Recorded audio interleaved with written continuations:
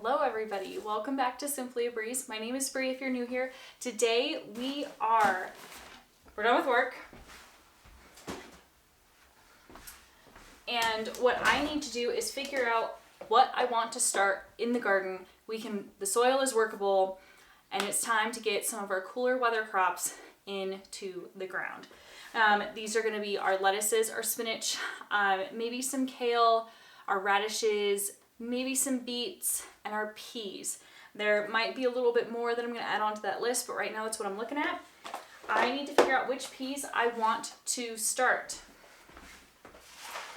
I do also want to start carrots. The thing is, I want to start carrots as a companion plant with other things, and I want to wait until I get those other things in the ground to start the carrots, and that'll be fine. The carrots can be a later in the year planting type of thing, and they will be fine into October and our last frost date. But my father-in-law gifted me a huge package of super sugar snap peas. So I'm really excited about this. I also have a couple of much smaller versions of sugar snap peas. I've got the Mammoth Melting Snow Pea from Am I Gardener? And then I also have the Oregon Giant Snow Pea from Am I Gardener? So I'm really excited about getting both of these going. And then I also have an heirloom snow pea. So let me figure out where I want to put some of this stuff and what all I do want to start right now. And then while I'm figuring this out, I'm going to take you back to the other day. I got some herbs started, which I'm really excited about, down in the basement. And also we got the garden a little bit of rearranged, and we got all the soil prepped for us to plant today. So I'll see you guys back here once I get this figured out. Hello everybody, we are starting more seeds.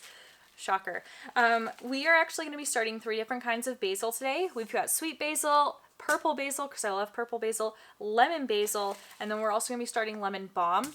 We're going to be starting cilantro, and we're finally starting our kohlrabi. I'm super excited about that. I'm probably not going to start a lot because I'm not 100% sure how I want to use it. I have tasted kohlrabi. I did really like it.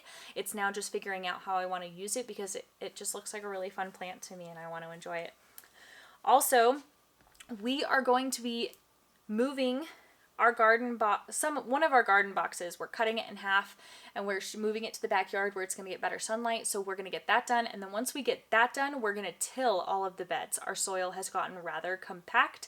So it is about time we get that done. Once we get that done, I can go ahead and get seedlings, but also seeds in the ground. So I can get all of our cool weather crops that I haven't started indoors. I can get them direct sown, like our radishes, our beets, our lettuce,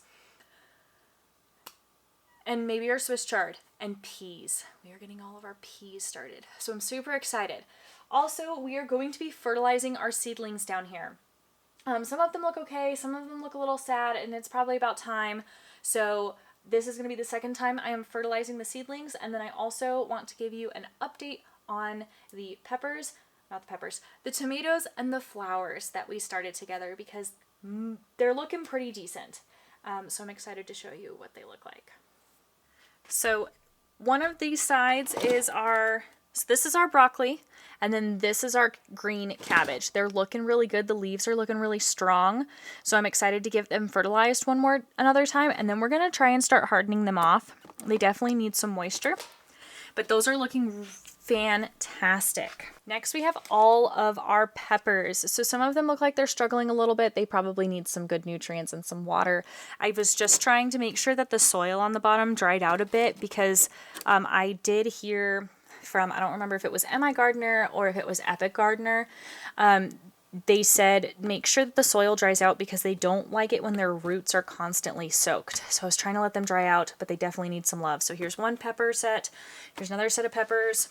And the last set of peppers over here, but everything so far is looking pretty decent. So this section right here are aromas, and the germination wasn't as great. I mean, this is still honestly pretty decent germination, but it's okay. I was hoping for better.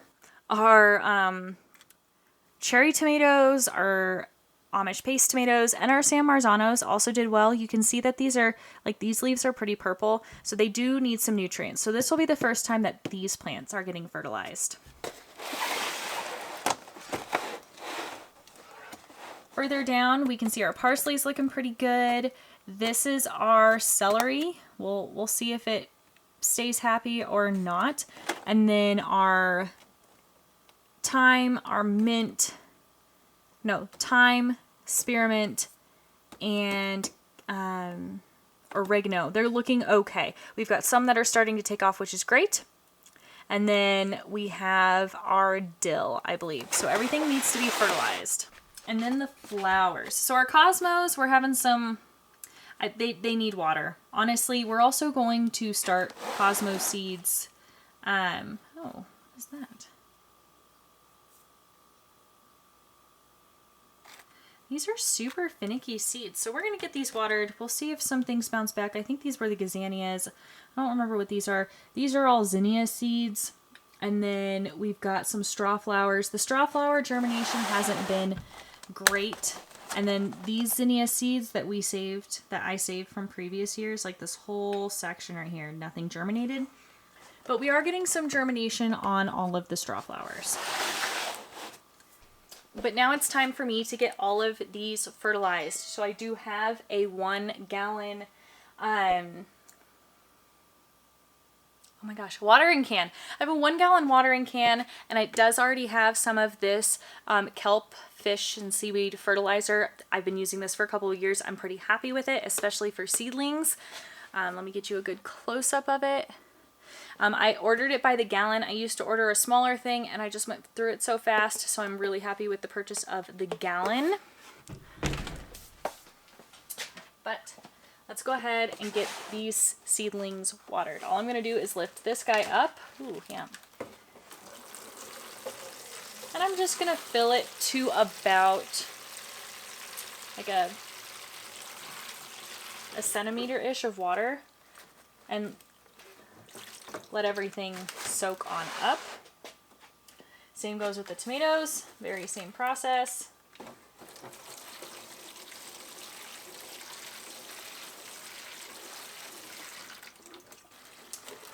Once the seedlings have sprouted, I try to bottom water. The reason you want to bottom water your seedlings is because it forces them to send their roots down. They're forcing their roots down to where there's moisture so they can absorb water, which is going to help build stronger roots for your plants.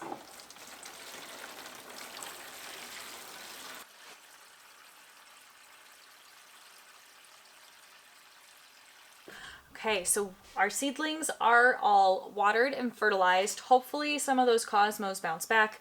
If not, we're still going to direct sow some. I just wanted to get a jump start on some of them. I am also going to need to get more water for starting our seedlings.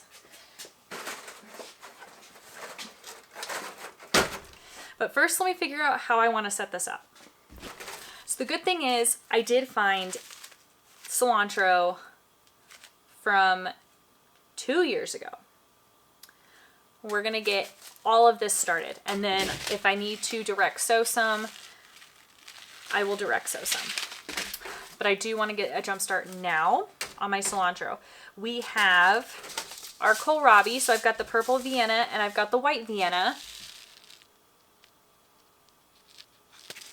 I don't want a lot of these because I'm not 100% sure what I'm doing with them yet. I have tasted that, like I've mentioned.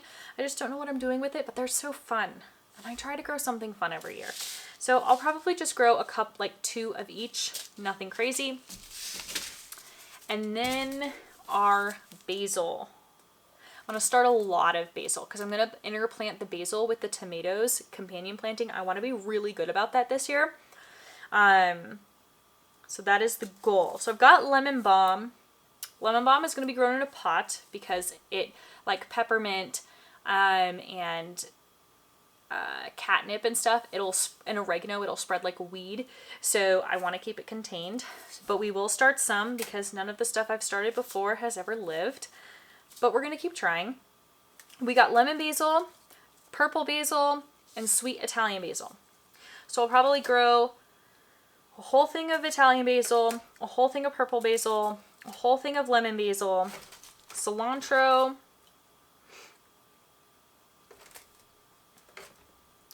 and then I don't need a lot of lemon balm.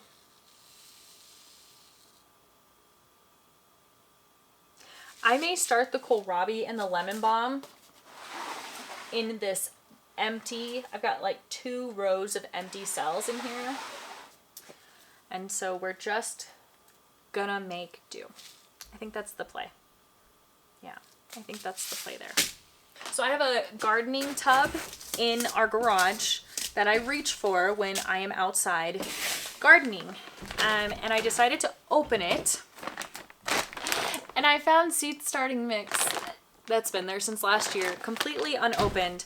So we're gonna use this up because I know it's old.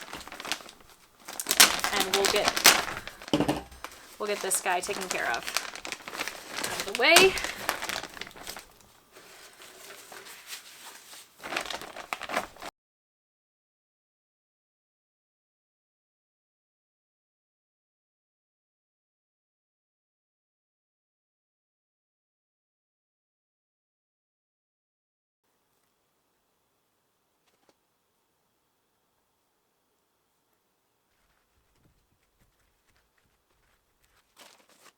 We're gonna throw this plastic wrap on top.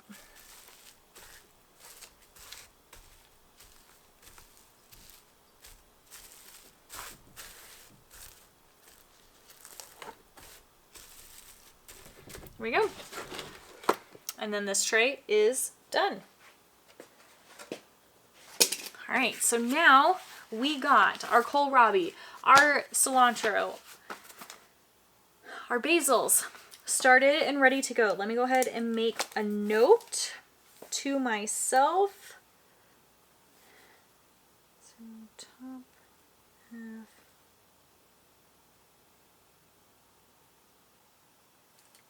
If any of you are wondering like what my notes look like, they're nothing fancy. Like this, I've got myself some nice little diagrams. And I understand what's going on. And that's really all that matters, is that I know what's going on. So my notes wow. My notes aren't anything fancy, but they make sense to me, and that's truly what matters. This kohlrabi, let's see.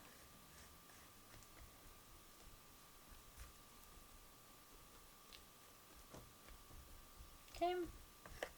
We'll see what comes of that. But now we just wait, and I will show you what sprouts, if anything sprouts. But let's go to the next day. I will show you what we are doing to get the garden prepped. So at this point, I had already been moving a fair amount of dirt from the bed that we are cutting in half. I needed to move the dirt so I could go ahead and get the half of the frame completely out. So I was moving dirt for a good portion of the afternoon here, and I was putting it into this other bed that I'll show you here in a few minutes to fill that guy up. But I was able to get the dirt moved and then go ahead and take apart the frame. And so what you're seeing here is me finally moving the frame. I was trying not to completely disassemble it, and so I broke it down into manageable pieces because Reed was not home and I didn't want to wait for him to get home. I also wanted to make this easier on him because this was extra work that he had to do that he didn't really want to do. So I tried to get as much done without him as I could. So I just need to get stuff to put on the end of this bed. Oh, there's a screw there. But that's going to require me to cut some things up, and it's getting late and the sun's going down. So I'm not going to do that. Plus, I think I may wait to put this end on until I take some of the dirt out of the other place, because I can just take the wheelbarrow and roll it on in. I think that's the plan. But we'll do that tomorrow. I think I'm done for the day. So we filled this bed. This was a true lasagna method. So I laid some dirt and then I threw in leaves and a lot of organic material. I would turn you the other way, but there are children back there and I'm not going to put other people's children online. So we did dirt, we did leaves, we did more dirt, we did some of our home compost, we did dirt, we did a whole bunch of leaves, we did dirt.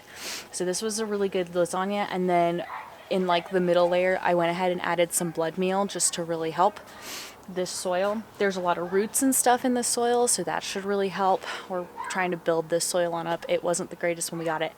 And I'm going to do the exact same thing with this bed that I'm currently sitting on. So let me go ahead and show you what the bed on the other side of the house now looks like. I still need to like cap the other end and move dirt. But we're not doing that today. I'm done. So this is where that bed that we just put one end on, this is where it used to be. It used to be a 4 by 16 foot bed.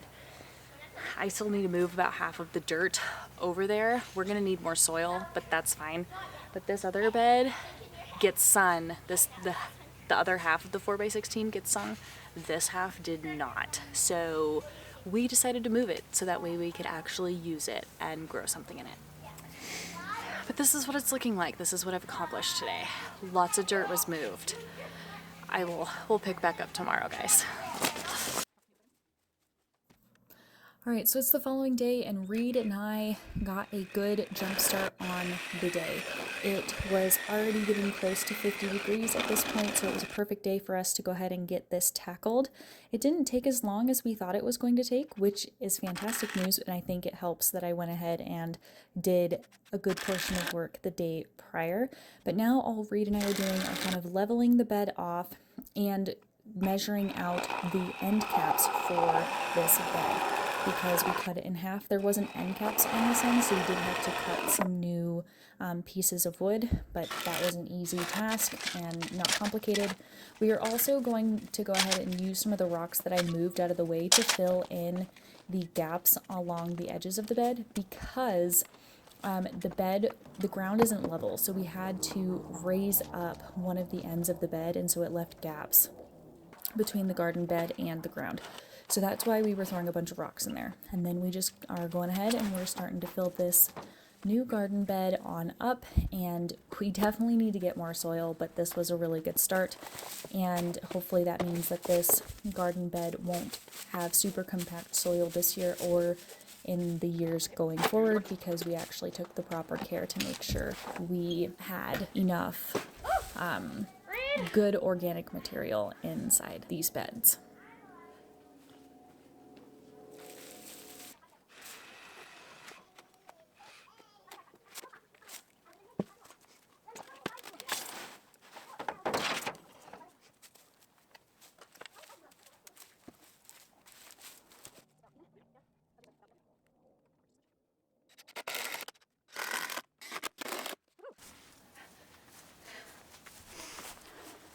One thing about this soil is, as the years have gone on, we've gotten more and more worms. It's so exciting. Love having worms in your soil. Are perfect.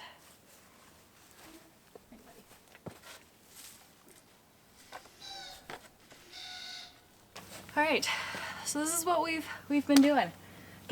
We got that bed in yesterday. We got this one mostly filled, but we definitely need more soil. So we have to come up with a plan for that. The other side looks really great. Mostly Reed, got the end put on, so that's all capped off. Now all we need to do in order to get ready for spring planting is the rest of the beds need to be tilled over and amended. And then we can finally get cool weather crops in the ground. So originally when we built these beds, I was thinking we were going to do the no-till method, and I was going to go ahead and kind of just leave roots in the bed. However, these last 2 years we've gotten some pretty heavy snow, and so by the time this year is rolling around, the soil is pretty compact and dense, and we also didn't incorporate a whole lot of organic material into these beds. So it was high time we went ahead and got these beds tilled on over, worked in some organic material, and added some good fertilizer amendments to this soil to help them going forward. But hopefully after this, we don't need to till very often. So that's what we're looking forward to. But we were able to get all of the beds completely turned over and fertilized on this day, and I'm happy to say we are now getting crops in the ground. So I'm going to finish off these heirloom snow peas first. And so what I'm going to do is I'm going to get these soaking in some water. There's quite a few of them. So we're going to add those to some water. I think I'm going to do the same. I don't want to combine them. Hang on.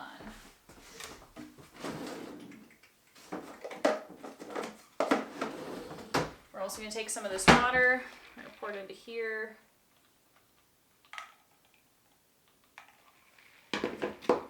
Get these peas out of here. Okay. And then I think we're going to do the Oregon giant snow pea as well.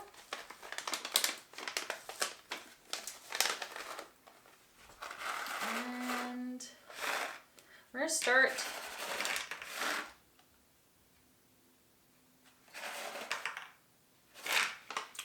all of those too. There we go. And then we're gonna start some of these huge packet of seeds probably later in the year. All right, y'all. So I think I figured out what I'm gonna do. I'm rearranging some things. Surprise, surprise. So I'm gonna put a butternut squash plant probably here or in the center. And then I'm gonna put a cucumber plant here.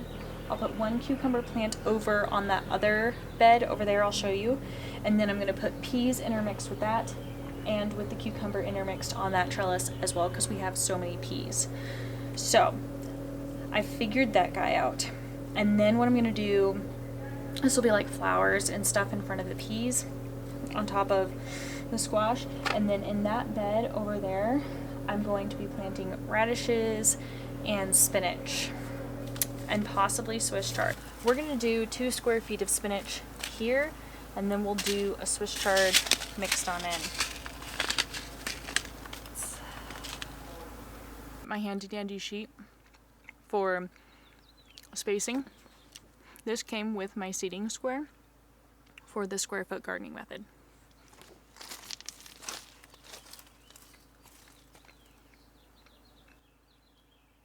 And I can plant 9 spinach per square foot.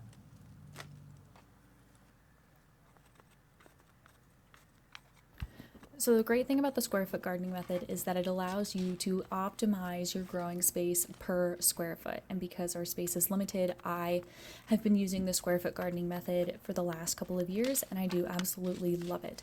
So the seeding square is what I'm using. It's washable, it's just hard plastic, but everything is color coded. And that sheet that I showed you breaks things down based off of how much you can put per square foot. So there are certain things that you can put 16 per square foot, like radishes. Spinach, you can put 9 seeds or 9 plants per square foot, and then there's plants that you can put 4 per square foot, and then there's plants that you should really put only 1 per square foot, and those are like your bigger, bushier plants that need a lot more nutrients. It also even says there are certain plants that you should give 4 square feet to, and those are typically like your zucchini squash, because those take up a lot of space. And then all I'm doing here is following the recommended spacing. So for me, that is yellow for spinach, and so that's 9. And I'm just poking little holes in the ground so I know that everything is spaced evenly. I also go ahead and I add another square foot of spinach because that was the best way to set this on up. Furthermore, further down, after I do the 3 square feet of spinach, I then do a couple of rows of like a mixture of lettuce. So I did a freckle romaine lettuce, I did a cimarron red romaine lettuce, and then from there I fill in beets and radishes and Swiss chard. And so we'll see what this bed does. This is a little different than what I've done the last couple of years, so maybe this bed will thrive, but only time will tell. If the square foot gardening method is something that you are interested in, I can give you a link for information about that down below.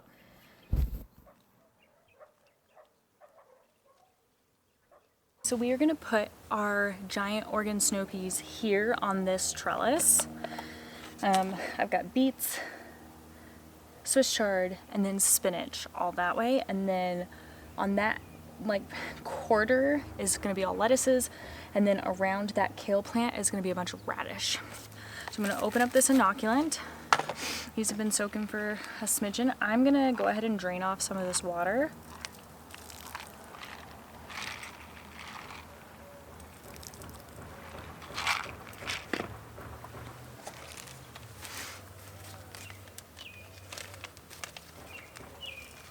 See if I can rip open the inoculant packet. And I'm just going to sprinkle a little bit of this inoculant. There's also some in here, so we're going to shake off some of the inoculant in there.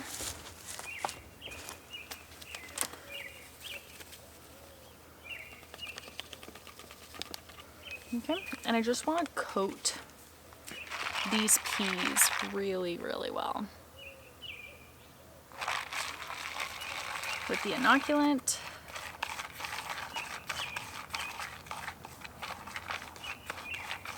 Okay.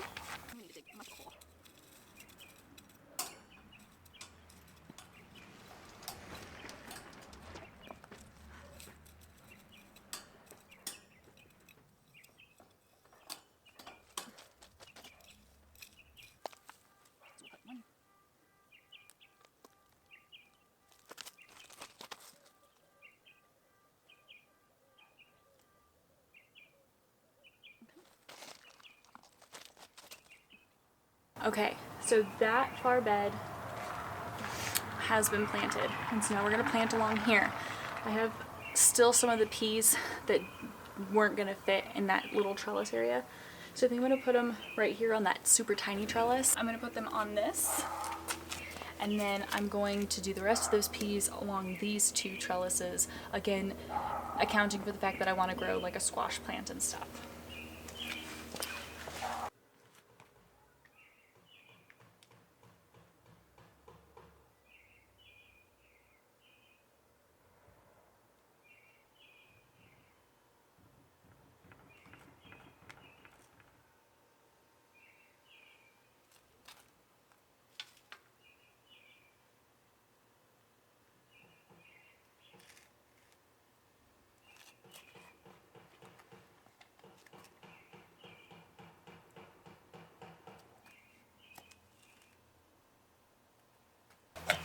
Alright, we have peas in the ground. It's so exciting. Okay. I may plant a few more beets just to see if I can get them to take this year.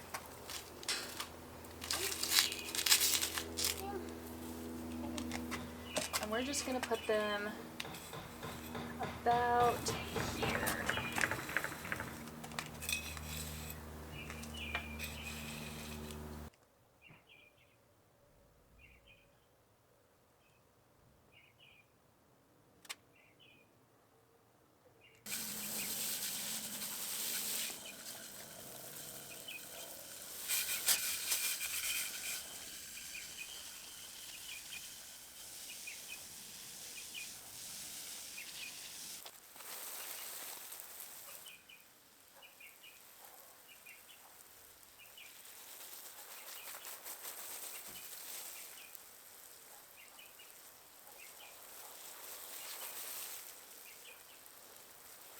So thanks for coming along with me today.